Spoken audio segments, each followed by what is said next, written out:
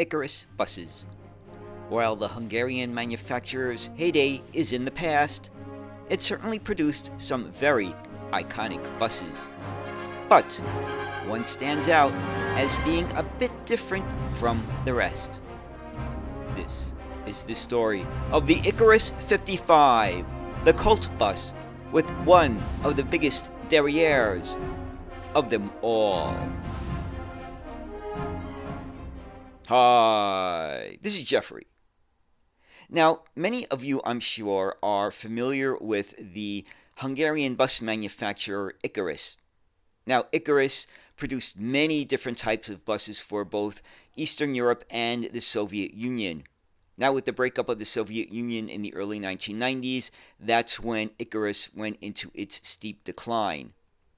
Now, one of the more interesting buses that was produced by Ikarus was the Type 55. And the 55 was a long-distance touring coach, and what made it unusual was that it had a very bulbous rear end. And in translating documentation about the Type 55, the word cult comes up a lot. It seems to be a cult classic among bus enthusiasts of Eastern Europe and Russia.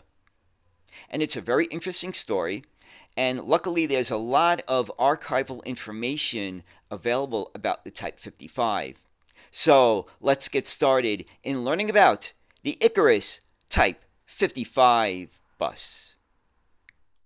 It was one of the Eastern Bloc's greatest bus hits that almost didn't happen. In 1954, the Ikarus factory announced a huge surprise. It began the serial production of the Type 55, a large self-supporting chassis, rear-engined long-distance bus. Its line management and structural solutions represented a revolutionary innovation in the history of Eastern European bus production. The goal was to create a modern chassis-less type bodywork with an easily accessible rear engine, as Hungarian industry was unable to produce large quantities of separate chassis at that time. The Ikarus 55 was one of the best-known and most successful tourist bus models of the manufacturer, produced between 1954 and 1973. The 55 is also the sister model of the Ikarus 66 transit bus. The legendary 55 was nicknamed Pharos, or buttocks in English, due to its characteristic rear engine section. The Vehicle Development Institute, partly due to political pressure, did not support the aspirations of Ikarus's chief engineer, Bela Zerkovits, for large buses. The design of the rear-engine 55 and 66 type pair was carried out almost secretly in Matyasfold.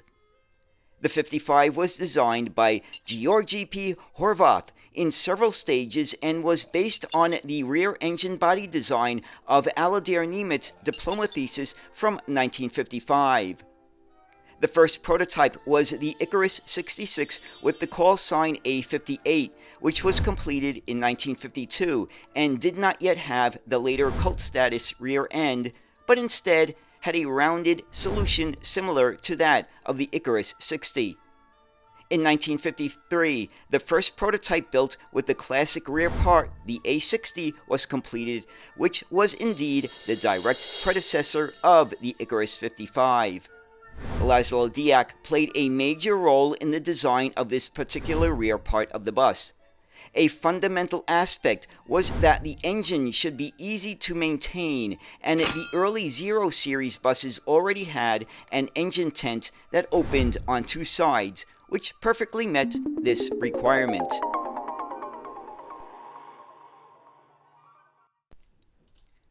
Now, let's take a look at some of the basic specifications of the Ikarus Type 55. Number 1, length is 11.16 to 11.4 meters. Number 2, width is 2.5 meters. Number 3, height is 2.98 to 3.06 meters.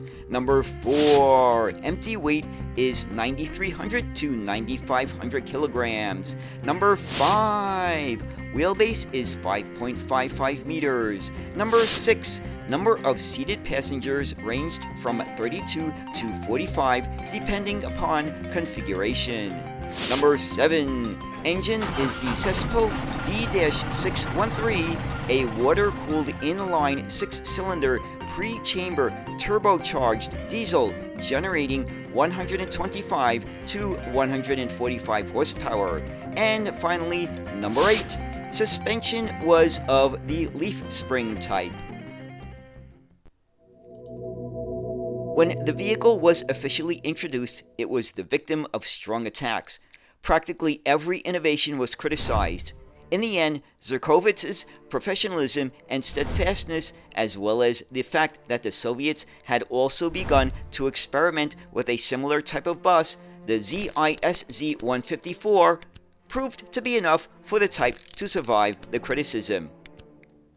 The new model made its international debut in 1954, first in Geneva and then in Paris. It was a great success at both exhibitions and won an award at the latter. However, despite its great success, production started slowly. The main reason for this was that the vehicles were manufactured with great precision and priority was given to buses intended for export. Moreover, this was the period when Ikarus was ordered to produce public goods. As a result, the factory had to manufacture, among other things, 30,000 strollers, which of course greatly reduced the efficiency of bus production. In the first series of buses, only one double-wing door was installed in the middle on the right side, which made boarding easier with large luggage. But at the same time, there was no door at the front so as not to reduce the number of seats. However, a separate door was installed on the left side of the vehicle for the driver. Between 1955 and 1962, only one single door was installed in the middle, while from 1962 onwards, the doors were designed according to the customer's request. Until 1957, the roof arch windows were a standard feature on the model. But after that, the factory only installed it as an option upon request. And in 1964, the only single air-conditioned Type 55 was produced for Mavaut. From 1955 to 1959, the headlights were located low in the front bumper, making a smooth, unadorned front end. They were moved upward in the early 1960s and then incorporated into a small grille on later models. A total of 7,466 Type 55s were produced. 3,762 of the buses, slightly more than half of the total production, went to the Soviet Union. These examples were built with LIAZ front axles, most of them being versions 55.12 and 55.13. A total of 1,191 units were delivered to Hungary, of which 1,048 were used by a state-owned public transport company, and the remainder were shared by Malev, iBus, and Express travel agencies. 2,306 units were delivered to East Germany and served as the backbone of the country's long-distance public transport for many years. These vehicles were only withdrawn from service in the late 1980s, but they became a cult vehicle in East Germany, just as in Hungary. The third largest series was ordered by Czechoslovakia, but this was only a fleet of 110 vehicles. Romania purchased 41, China 21, Bulgaria 13, Poland 10, and Greece and Egypt each had 5 buses of the type. In addition, Yugoslavia and Cuba also received one demonstration model each.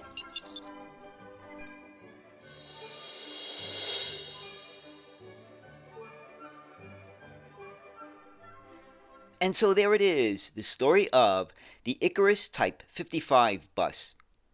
Now I hope I got the details correct because I did have to translate almost everything from Hungarian to English, which is not all that easy sometimes. Sometimes it was, sometimes it's not.